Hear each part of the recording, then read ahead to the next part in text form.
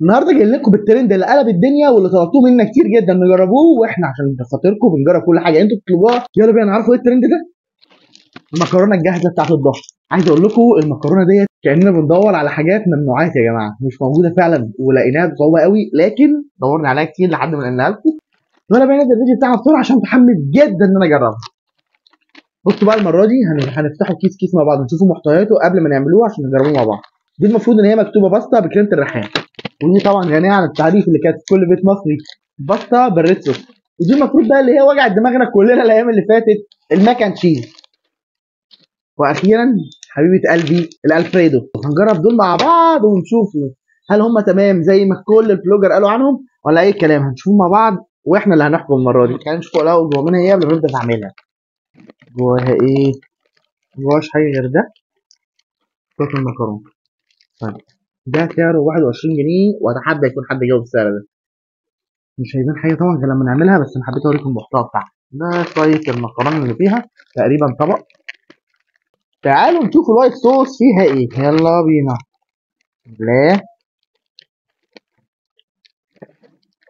الوايت صوص فيها برضو كيس صغير، برضو شويه المكرونه الفنه. هم دول، وفي الغالب كلهم هيبقوا بالشكل ده. برضو نفس الكيس بنفس الهيئه. احنا لو اتلخبطنا هنخش في قصه تانيه خالص. ده الماك اند تشيز، ان المفروض الطعم الخرافي اللي كانوا بيتكلموا عليه. يلا بينا، اتمنى تطلع حلوه دي عشان بحبها جدا.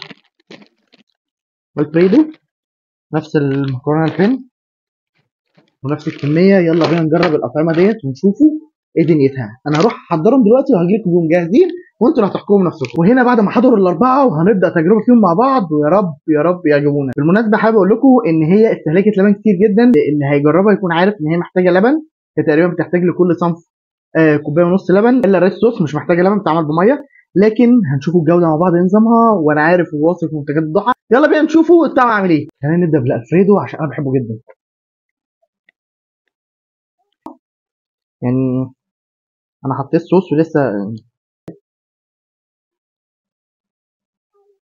مم. صوص الالفريدو خفيف قوي يعني. علما ان انا التزمت بكل المعايير اللي كاتبينها، يعني هم كاتبين كوبايه ونص لبن على الكيس الالفريدو دوت. المفروض انه يطلع ممتاز، بس ده طلع خفيف جدا. يعني انا ده مش احسن حاجه.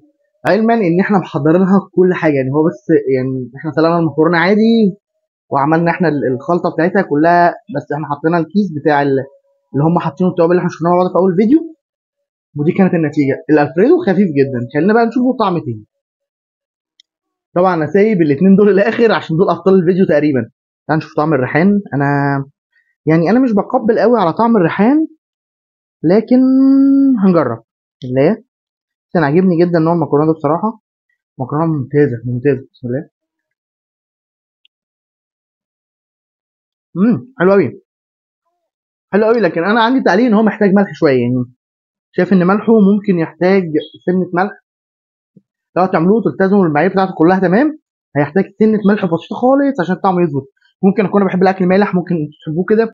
الريحان حلو قوي. هنا بقى نخشوا على اخر اتنين، ودول اخر اتنين معانا طبعا دوت. مشهوره في كل البيوت المصريه، هم عملوها. خلينا نشوفوا بقى ايه وضعها، علشان انا متحمس لها جدا لان انا بعملها كانت ريحتها فظيعه بصراحه.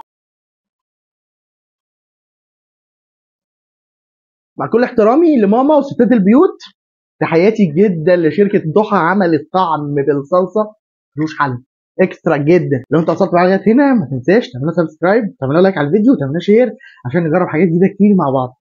يلا بينا نجرب اخر حاجه معانا، الماك اند تشيز، ونشوفوا ديت اغلى واحده فيهم، وتقريبا هي اللي اخده الترند كله. وصلنا لبطل الحلقه. انا متحمس جدا اجربها لان وانا بعملها كانت ريحتها رائعه جدا. بسم الله.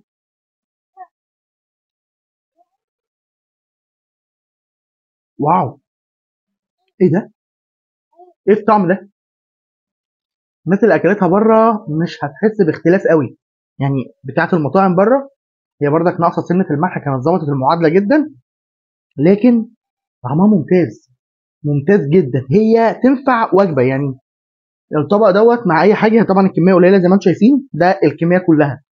عكس اللي احنا كنا مجربينه قبل كده، كفته الزرزور ديت كانت عملت تقريبا 4 اطباق. لكن ديت الكميه قليله، لكن الطعم بصراحه اكسترا جدا. الحاجه حلوه قوي، ممتازه جدا، الطعم ممتاز جدا زي ما انا قلت. بس هي تركات الملح ديت لو اتظبطت الموضوع هيروح في حته تاني خالص. ودي كانت تجربتنا النهارده، واحب اشوفكم في فيديو جديد، وقولوا لنا في الكومنتات حابين تجربوا ايه تاني معانا، واحنا حابين نجرب كل حاجه جديده معاكم. سلام.